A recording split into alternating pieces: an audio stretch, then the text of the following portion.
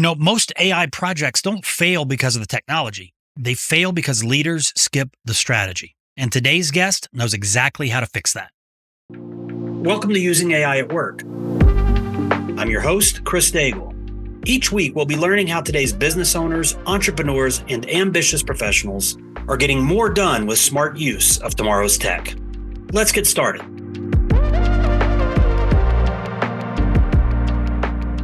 In today's episode, I'm joined by Maria Elena Duron, not only an international strategy consultant, but also a certified chief AI officer from our own CAIO community. She's working with governments, enterprises, and executive teams worldwide to ensure AI adoption is done responsibly and profitably. Stay tuned because you'll discover why so many AI projects fail before they ever launch. We'll also talk about the overlooked steps that every leader needs when scaling AI responsibly. We'll also discuss how certified chief AI officers like Maria Elena are shaping the future of business worldwide.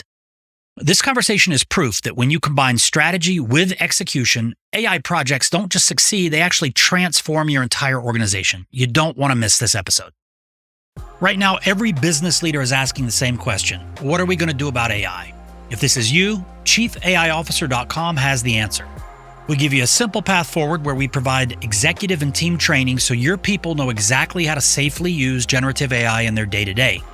We also manage the deployment and implementation to make sure tools actually get adopted and deliver results. And we'll also guide company-wide transformation so AI becomes part of your operating system, not just another shiny object. The companies that act now will increase productivity, cut costs, and grow faster than their competitors. Those that wait will get left behind. So if you want to make AI work in your business, visit chiefaiofficer.com and see how we're helping companies of all sizes finally get results from AI. Hi, everybody. Welcome back to the newest episode of Using AI at Work. But we're going to be doing something a little different over the next few episodes. We are going to do a series of interviews with active chief AI officers, individuals who have kind of taken that role into the marketplace and their network, and they're actually providing these services for businesses of all size, from SMBs all the way up to enterprise-sized companies. And I think it's going to be a good opportunity for you as a listener to better understand who leads AI in a company, right? And if that's somebody that you're looking for, somebody you want to be, I think that these will help you make sure that you're getting the right person in that role. And today, we actually have a chief AI officer. Maria Elena Duron is going to be our guest. And Maria, before we get started, if you don't mind, kind of share a little bit about your background, because it's been esteemed and diverse.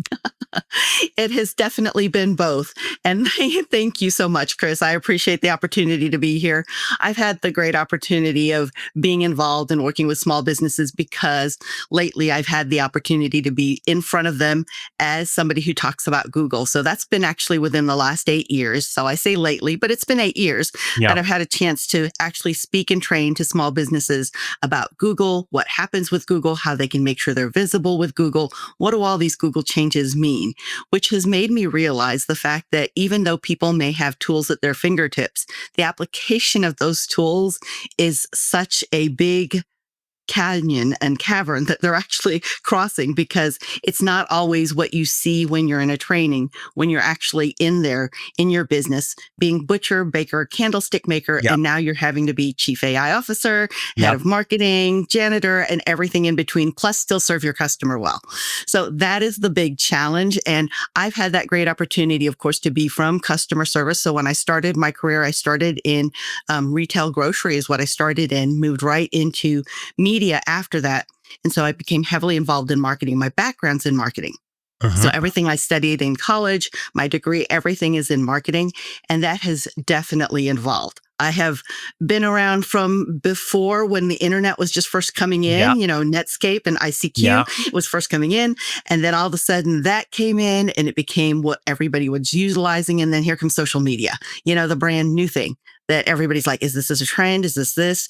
So for me, seeing AI come in, to me, I saw an opportunity and also saw the shift, because to me, it was like the internet coming in. It wasn't just this brand new tool. It was something that really is shifting the way that we all do business. And I did have a chance to see that at the very beginning with the internet, especially being in the marketing profession. I saw it go all different ways. So that is my background. I've had a chance to work with small businesses. I've been consulting with small businesses on how to make sure that they are seen and visible within Google. And one of the things that I also heard from the small businesses is that, with AI search, everything's changing with the platforms, with AI overviews, AI mode. So you've got AI empowered now. Really, at first it was enabled, but now very much powered by AI search platforms. Things changed. And so for that, people need to understand for their business and the way they're seen and then the way they operate, things are changing. So that is what I've been doing in a nutshell. It's interesting because as you were going through that, a pattern that I saw was early technology. Then the question would be, how does this impact my business? How do I monetize this? How do I use this for whatever? So you've been able to participate in that translation of new technology into business practical application over a number of like internet, social media, search, now AI. And then another thing that you mentioned with these businesses. So the work that you've done with Google, was that primarily helping these businesses understand like why they needed to have maybe Google local presence or search, or what was the main focus on those conversations you were having with businesses? Right. Related to Google. Some of that was that, but mostly it was how to apply this. They knew that there's Google Business Profile out there. They knew that there's something called SEO. And they still, even to this day, Chris, I see people who know that exists, but they don't know what to do with it. And they're trying to piecemeal that together. And what they don't know whether it's going to get them to success or not. So now when you add another layer to them of technology, now it's another learning curve that they have on top of the learning curve and Google's been around since 2004. So I think about that and I think, oh my gosh, some people are still just learning that, which is fine. If you're just new in business, this is the first time your awareness is here about being able to be visible and what that means when you're online and digital. But it is something that I've been involved with, as I said, as you were saying so well, from the different transitions. Even when I came into social media for the first time, it was 2008, I think, when Facebook went to past the .edu email address and it became available to everybody. And it was new. And I actually cut my teeth on working with a lot of politicians then who were starting their social media accounts. So I learned under fire. Yeah, for sure. So it's like, okay, you get a text 3:00 in the morning from different people, from the, from your opponent. All of a sudden now the social media person realizes 24/7. Yes. Yeah. So let me ask, it's surprising to me that these businesses haven't, well, maybe not. Maybe they don't understand the impact that having an optimized Google local presence would have. And I know we're going to move into the AI side, but I'm looking for some parallels between why businesses didn't adopt an easy and free strategy like that, and how that's going to translate into adopting even basic usage of ChatGPT or generative AI tools in their business. So now that you're working with companies talking about still about Google, but also about introducing AI into their business, are you seeing that they're more interested to adopt this? Is there more or less confusion about why this is important as compared to a strong Google presence? What are you seeing? I'm seeing they're very interested because, of course, it's the buzz right now. Everybody's talking about AI. So somehow it has to fit into your business. They're seeing shifts in the marketplace. They know search has changed. So they do know that they need to pay attention to AI. Just like, though, they do know they need to pay attention to Google and search. So I see two ends of the spectrum in both situations. One is we're just going to hope that things turn out and AI and search are going to work for us. So we're just going to keep posting, providing good content, providing great service, and people will come and they'll know it. So it's that if they build it, they will come. I still see a lot of that happening and I love that. I love the fact that the American dream is out there and people want that, but being able to structure it fast enough so that you don't run out of cash flow is the big challenge. Then I've got the other end of the spectrum, which is, okay, I will buy every agent under the sun and hope they all talk to each other. And so now you've got a lot of expense there with different tools that nobody Yeah. knows how to use, or they're all using their personal tools. So they all came with it and they're all going to leave, especially since I work with a lot of SMBs. I Yeah. see that much more prevalent than anything else. Again, it's both two ends. So you've got either, they're brand new and they're just now trying to get through that learning curve. And then you've got the other side. Either way, though, in both ends of the spectrum, anybody who's involved with IT is very, very cautious about anything. So all of a sudden, it's security, it's this. So then what happens is you get to the analysis to the state of paralysis. They are looking and deciding what works best and nobody does anything. So people then don't tell the truth and they start bringing in AI agents and AI tools, their own personal ones under another Gmail or another personal email account. They don't use the company account and they're still using it. They're just being quiet about it. So I hope everybody just paid attention to that, because even if you're like, hey guys, let's hold off on AI till we get this figured out, there's people in every department that are using it on their phone, using it from remote from home, while they're working on your stuff and with your data. So that's important to know. So let's talk about kind of what a business who says that maybe they've seen you speak and they're like, we've been investigating, we've been exploring AI. We know enough to know that we need it and we want it. We'd like for you to help us. What does that journey look like for a business? Like, where do you start? What kind of questions are you getting? Timelines, stuff like that. Anything you can share that would help the listeners better understand what to expect? Absolutely. So what I have started with is we have a conversation first with leadership. I really need to understand with leadership what their goals are, because there are so many things that you can do. It's just like with the internet, it was wild, wild west. So I want to know exactly what your end goal is and what your priorities are. So I do spend time understanding that first. And that usually takes, a meeting, 1 hour, 1.5 hours, but with leadership team members. So it could be the CEO and could be a consultant or a coach that they're working with. It could be with an entire leadership team, marketing department, finance, operations. So I've done both or several of those actually, but different conjugations. That's both of what the structure looks like. So then after that, what it takes is then we schedule bringing in the whole team, because I'm going to talk to them about what it looks like. The first thing the teams always have is fear of I'm going to be let go. I'm going to lose my job. This is really horrible. Sure. So there is that fear at any size company. So I want them to make sure they understand that this is their CEO or this is their leadership team that's actually investing in them. They're actively investing. And it's a big difference between, they've made, I want them to understand the trek that their leadership team has made from, do I want somebody who is working with me who is not trained, or is it better to have a trained person? So they've made that active decision. And because that investment they've made that investment in the team. And that's why I'm here in front of the team. It's a great positioning. It really is. They have to, because you're about to take people through change management. That's really what they're going through when they bring AI in. And so you have to feel like they're heard. They have to feel heard. They have to feel seen. They have to know what the next steps are, because nothing is more fearful than the unknown. Our imagination is wilder than anything else. So I like to make sure that I put that structure. So the confidence that they have that I have a structure of, I'm going to talk to them, I'm going to interview them, and understand, I want everybody to know that I'm not looking for the sexiest thing that we can do. I'm going to look for the thing that is routine, that's the pain for you, that you can now measure because you've got a baseline.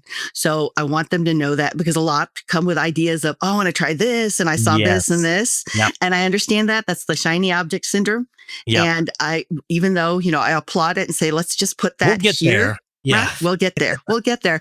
But I want you to get there profitably is what I explain to them. So let's do that without, when I say profitably, it is your monetary resources as well as your human resources. Because if we move too fast for the team, then that can scare them, especially if they feel overwhelmed. And they appreciate that. They really do. I hear people who, really do care about their team members. And so they do want them to know, but they want them to be able to think and strategize at their higher self. So they themselves, CEOs, VPs, they've been listening to, podcasts. They've been reading. They are staying up to date. They know that it takes investment, but how can they make that change or that jump Again, that's change management. So I come in there and actually meet with the team and I let them know what the timeline looks like, because that's always the overwhelm of what happens next. And I Yeah. give them the structure of, okay, for the next 2 weeks, I'm interviewing the team. I need to spend a deep dive, not just with the team, but also potentially with your vendors, because I work with a lot of e-commerce. Chris, that's what I do is I will talk to the vendors as well, because they may have a vendor who's Yeah. handling SEO or a vendor who's Yeah. handling HR. So I will talk to all of them, find out what they're using, look at governance, look at what they would love to do personally and professionally to be able to see what happens next with AI and what they'd like to apply. And then after that, I compile what's known as my roadmap report. So they have an idea of this is where you're at. These are the gaps. This is where I can help fill and what that structure looks like 30 days, 90 days, 180 days. So that's really, and that's what I'm used to doing because that's what I've done with Google. Anytime Yeah. I work with businesses afterwards. And because I know Google always takes time, people think that you're going to make a change and all of a sudden they're going to see, I'm going to be a ranking on page 1, right? In the next 30 days. That doesn't happen. It's a 90-day to 180-day process. I'm used to laying out that process, but I explain to them that we are putting foundations in.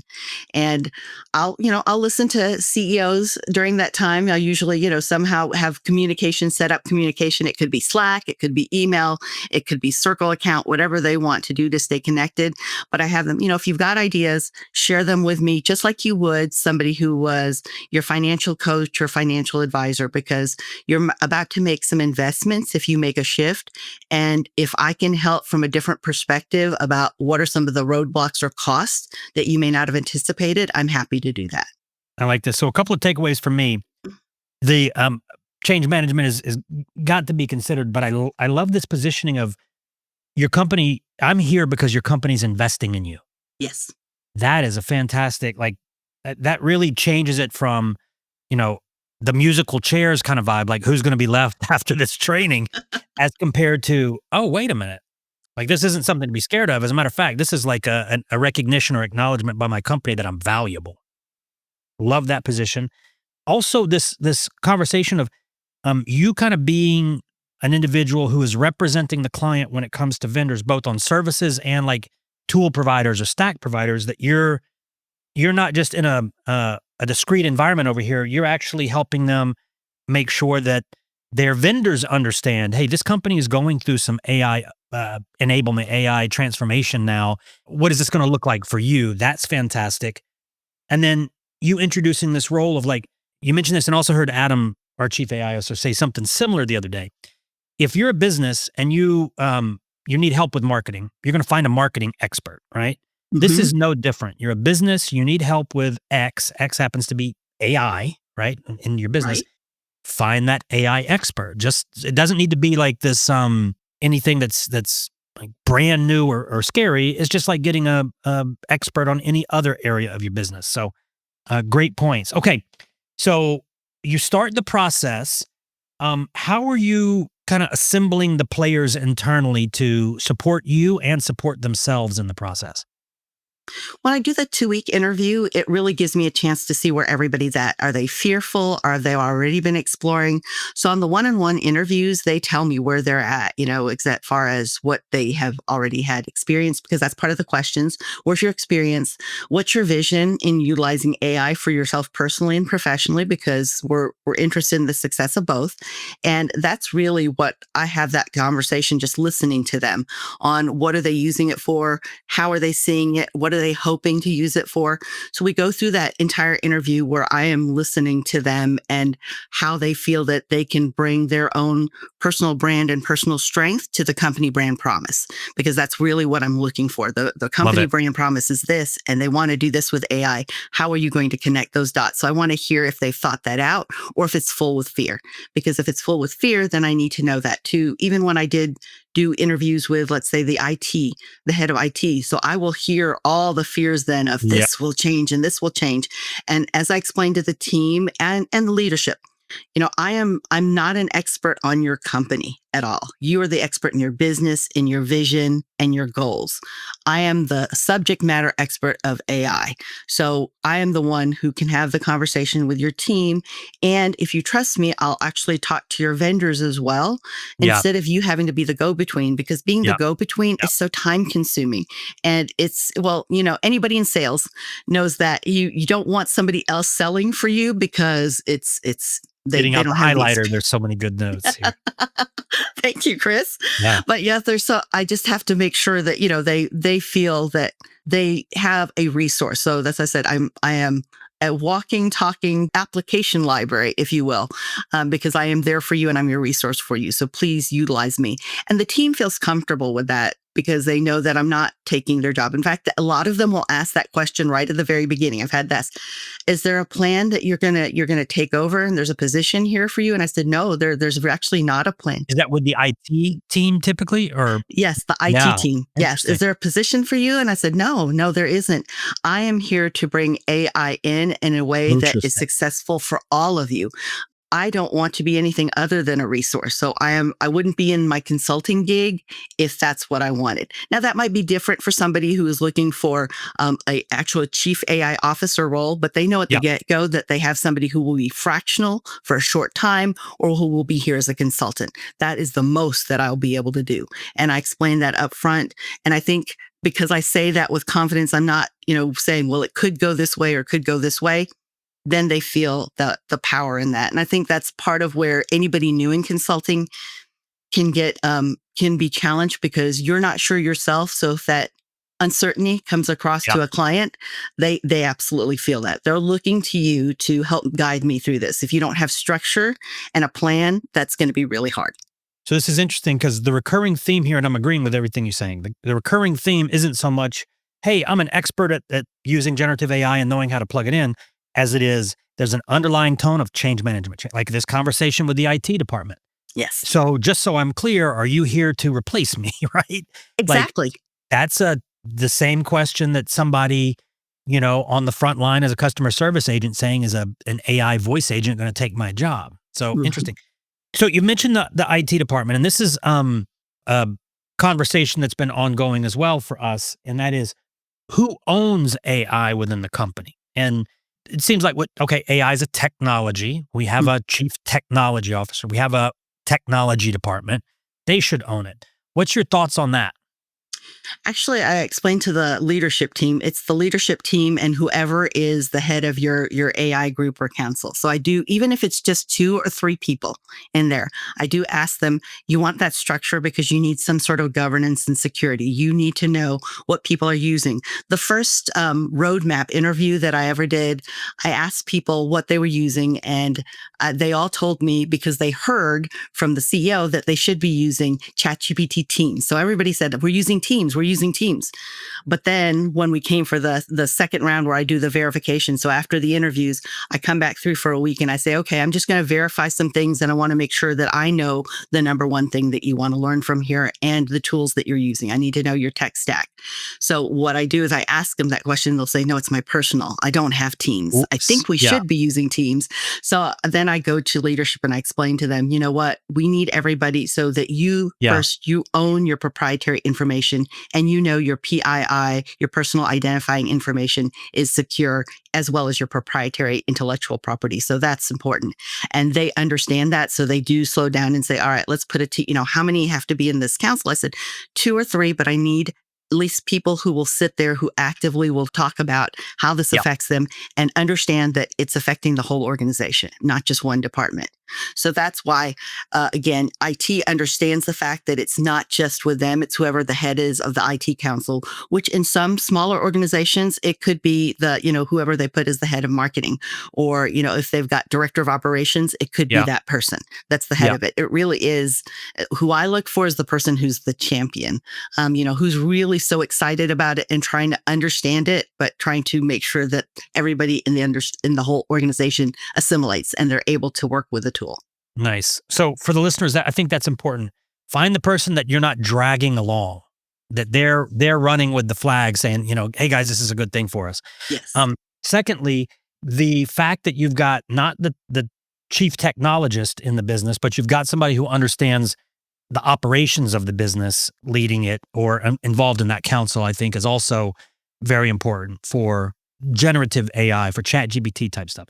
Yes. So let's talk about how do you let them know the risks, and what risks do you kind of warn them about when it comes to, hey, before we turn everybody on to using AI in the business, here's the way we need to do it? Actually, working with the council, we come up with what some of our rules of engagement are. So I take them through, we need to make sure that everybody's utilizing, if we're going to get Teams account, let's work the Teams account, which is what I do encourage them to do so that everything is still owned by the business. Yeah. And then, I said, you're going to have exposure, like you might be utilizing a tool like Triple Whale, which a lot of e-commerces use. So they have their own Mobi AI. So this is some of the guidelines of how we're going to use that and what information we're going to put, how loose are we going to be with customer information, because PII is very important. And that's why the first thing we do is put an AI use policy and AI tool policy first. That's first and foremost. Even if it's just a short one page, this is how we're going to do it. Now everybody at least has a vision of the structure and to ask some questions around things if they're not clear. And then from there, then we actually take that out to the team and start structuring that out of how this will look and how that'll apply. That is where I become now even more actively involved, because we're about to put the structure in. So I myself might help put the structure in because I know how to structure because of my e-commerce background. I am able to structure some of that. There's some that a builder is going to have to come into. So when I'm working with a company, I explain to them, this is here for me to do this. This is what we're doing. But I may need to bring builders in, because I'm not an expert in all the tools and all that you're using and exactly every goal that you want to get to. But I know who are some of the best ones, and I can vet those for you to make sure that we get the build out at the best price, again, at the best timeline that they actually deliver. So that is what I tell them. And now we actually go through that process bit by bit of what we're going to bring in. The goal usually is no more than 3 to 4 things that we're going to look to do in the next 90 days. I don't want to overwhelm them, because this is our test to see how they're communicating together. And as I tell everybody, the old saying of the fence is only as strong as the weakest link, or the chain is always as.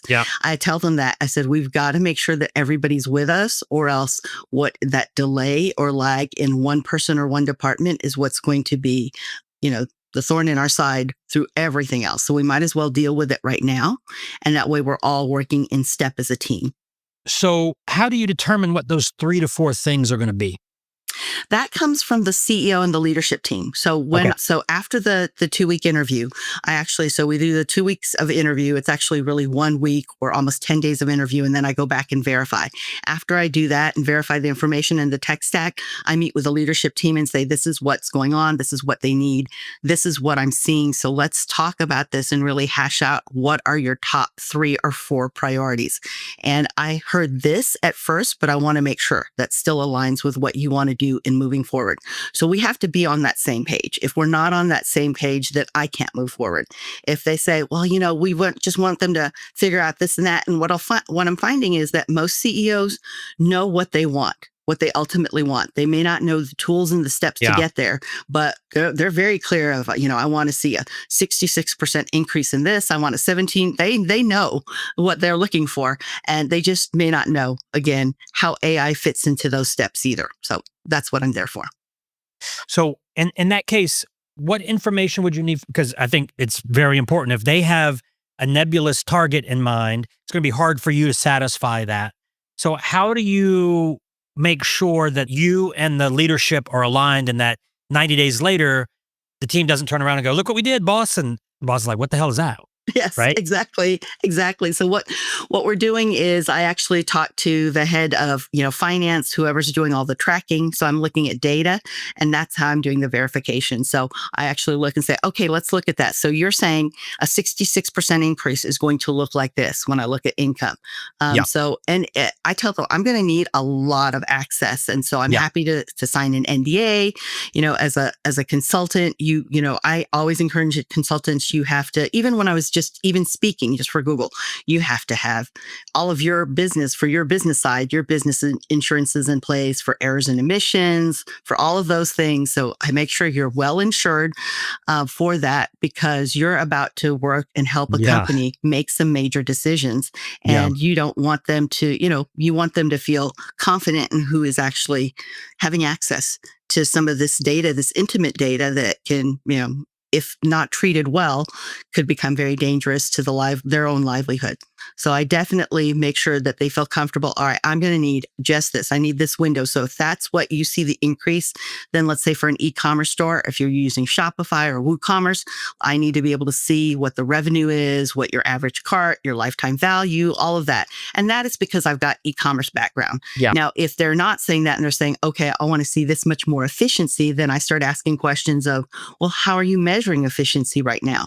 Do you have like a Gorgeous or Zendesk or something giving a percentage of how quickly people respond to phone calls or to messages and tickets coming in, or how are you measuring that? So I have to take those step backs to know that, because there are some times where people are just, well, I'd love to, the unrealistic expectation of, I'd love to see a 70% increase in this. Well, how are you measuring it? We're not. I just feel. Then that's where we get into that dangerous zone of I feel that things are not working well. And it happens in all size companies, but you need to find that person that has the answer as far as the number, and then also weigh out and be able to have the conversation saying, well, I don't think that's the first realistic goal that we should have for AI.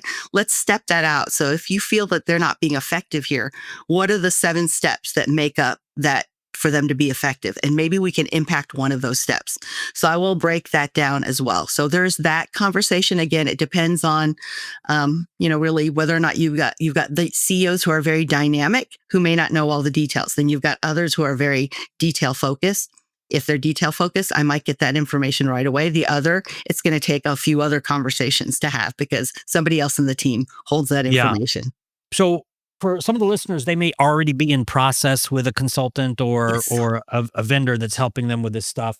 So some of these questions may be a little too late for them, but for those that haven't gotten too deep in, and for those who are new to this process from the the client side, are there some areas where you would recommend, like departments or activities in the business, where you would say, look, these are pretty safe for you to use as pilots?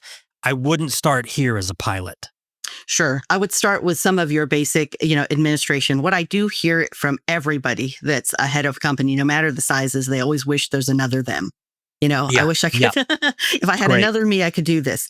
So when I hear that, I say, okay, let's start with some of the things that you deal with on a daily basis that are keeping your strategic mind and your leadership mind occupied on route or manual activities that could be divvied out to AI.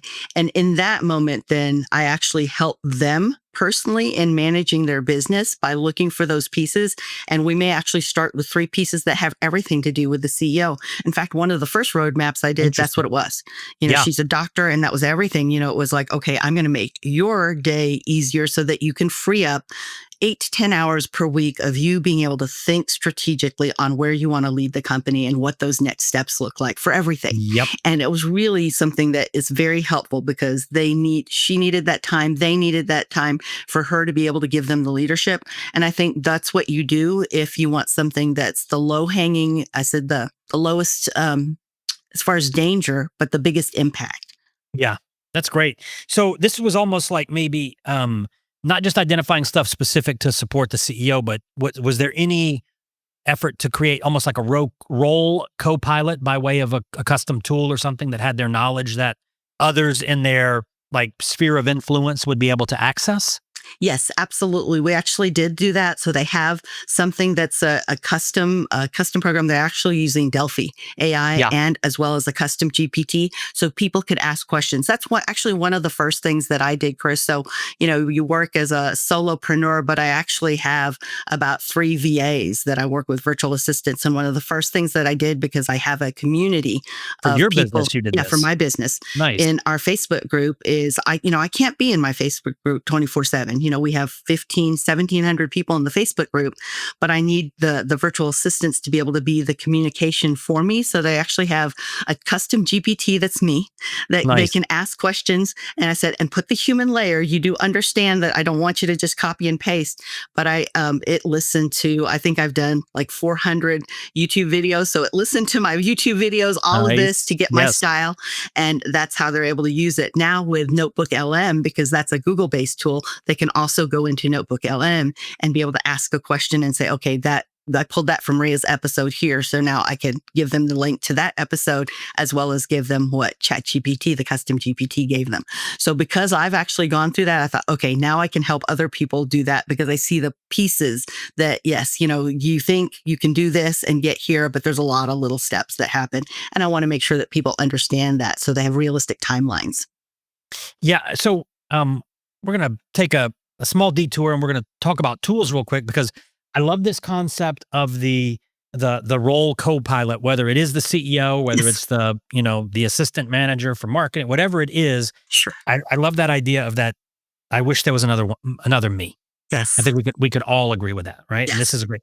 So you mentioned Notebook LM, and for the listeners who aren't familiar with it, it's a tool that's included with your Google subscription.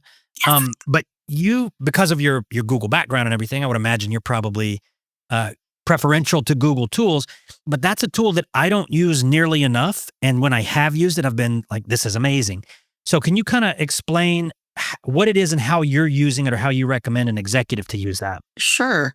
How I use it is it's my brain dump of everything that I've done. So I use it as far as one way. That may be one way. It could be, let's say I go to a conference, Chris, and I get all the material and I get the transcript and everything. I'm also going to put that into my Notebook LM, because what that happens then is that each Notebook LM has a project, several projects in there. I can go into that project and now ask it questions. I can listen to an audio overview. So if I want to be reminded of what I had in the notes and the transcript, I don't have to have a copy of the video. I can just listen to that or watch a video overview. So it does an audio overview, a mind map, a video overview, and then also it can turn things into FAQs and into study guides. It Any can do content. that. Any content that you put in there.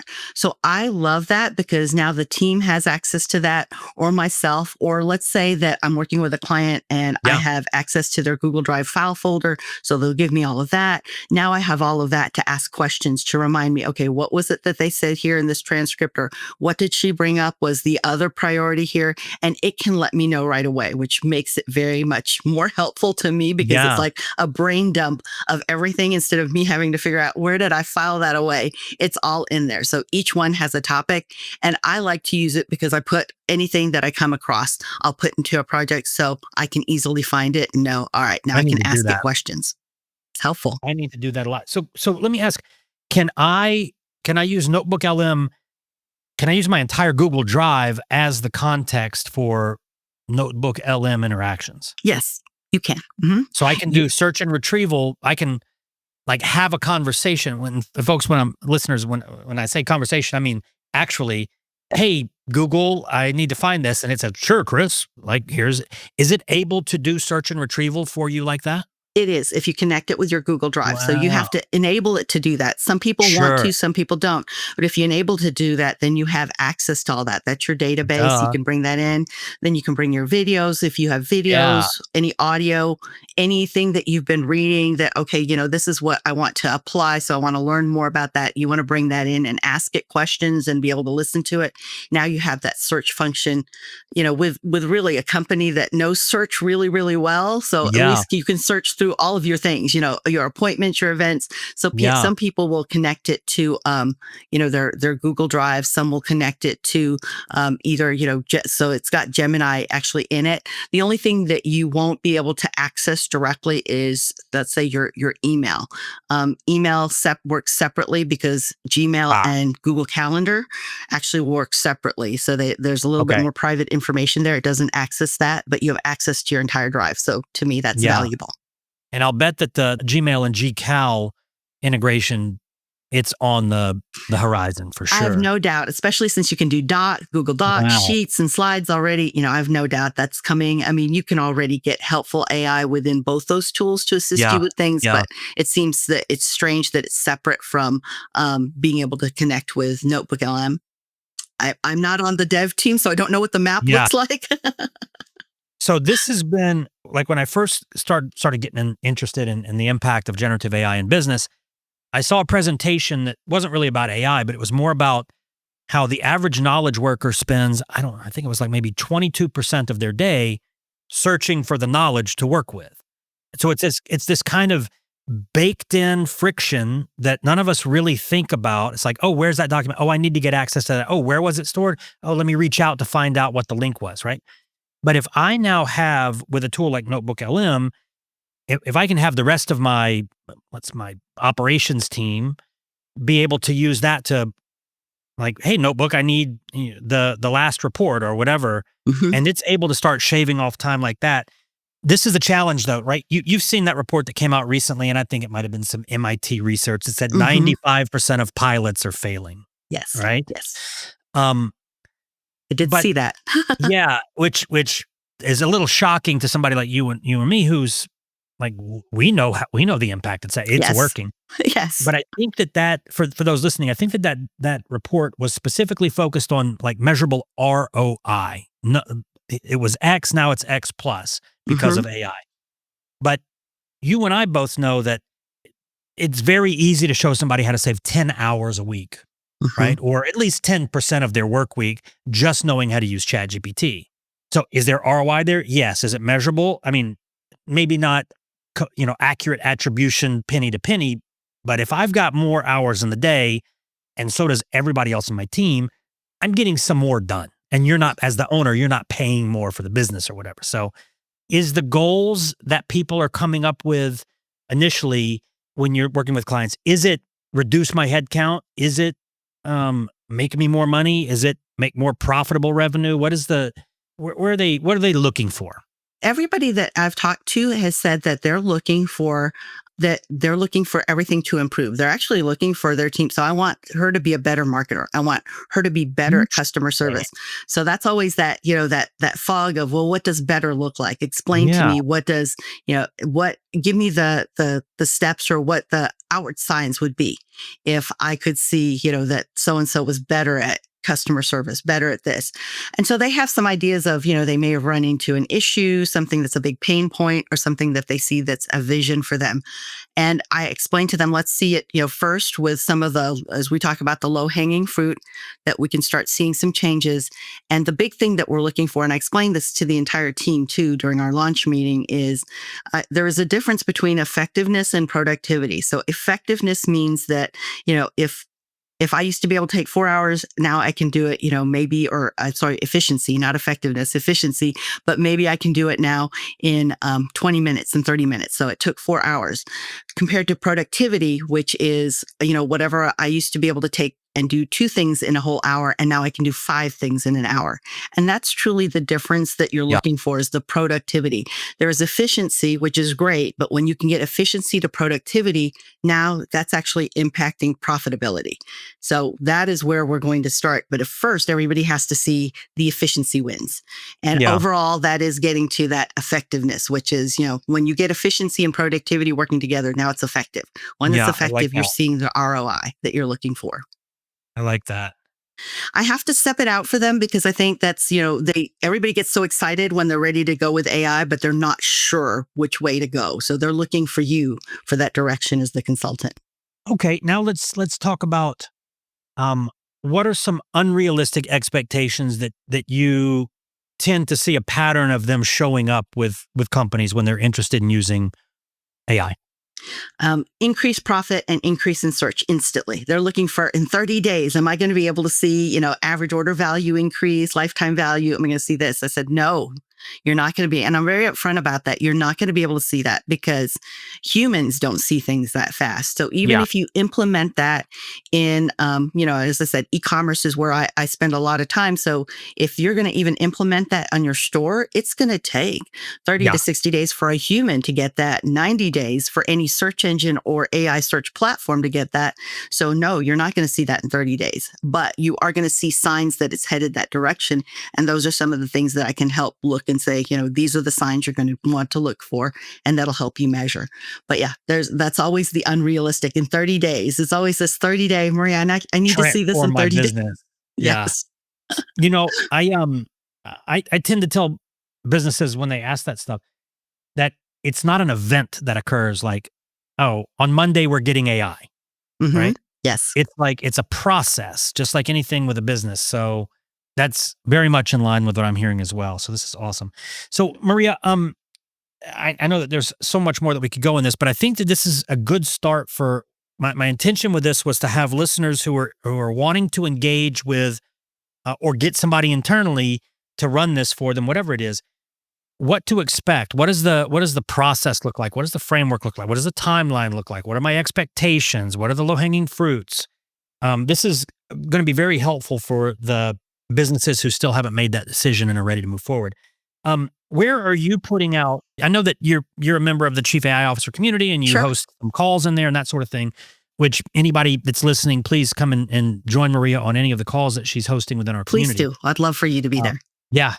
So, but where else are you kind of sharing your perspective on AI in business? Sure. So I work with a lot of the small business development centers. Actually, so I work with them and bringing in and talking about AI. So I've been working across the U.S., talking to different SBDCs, some of the SBA groups as well, some of the different counselors and administration organizations, chambers of commerce.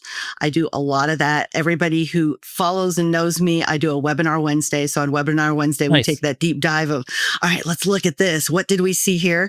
I love to make something that's maybe difficult or seems kind of out there and bring it very practical and show them what it looks like when you're on your screen.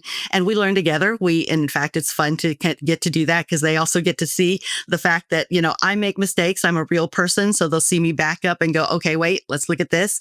And that also helps them feel at ease in asking questions, which is what I'm looking for. I want people to know that I'm not the techie person that is going to speak Google tech speak or AI tech speak to them.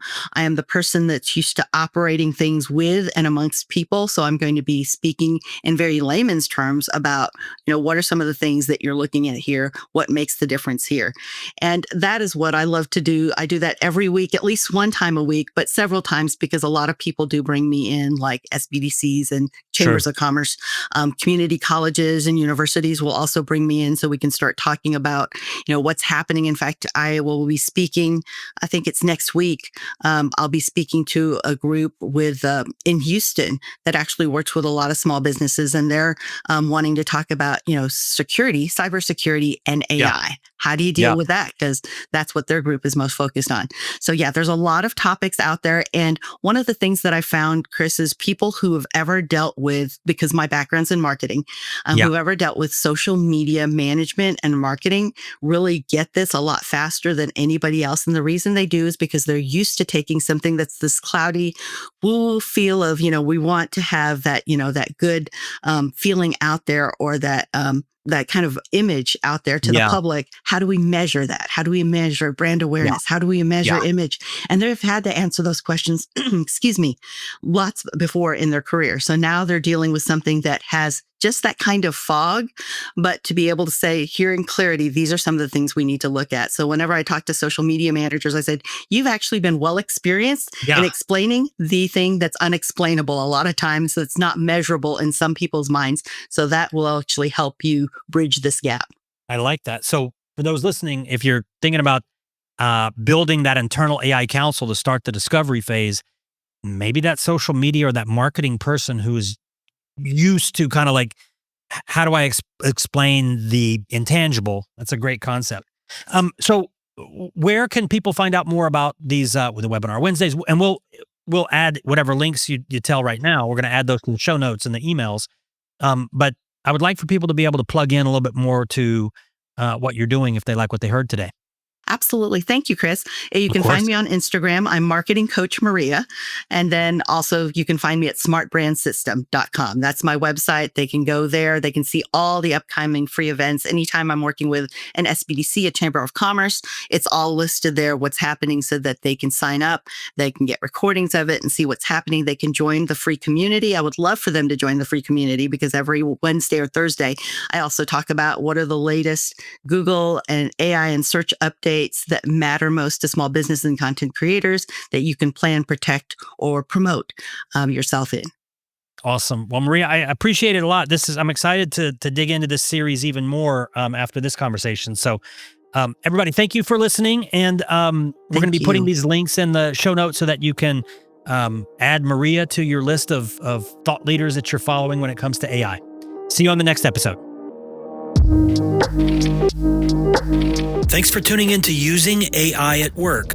Don't forget to subscribe for more conversations about how to use AI at work.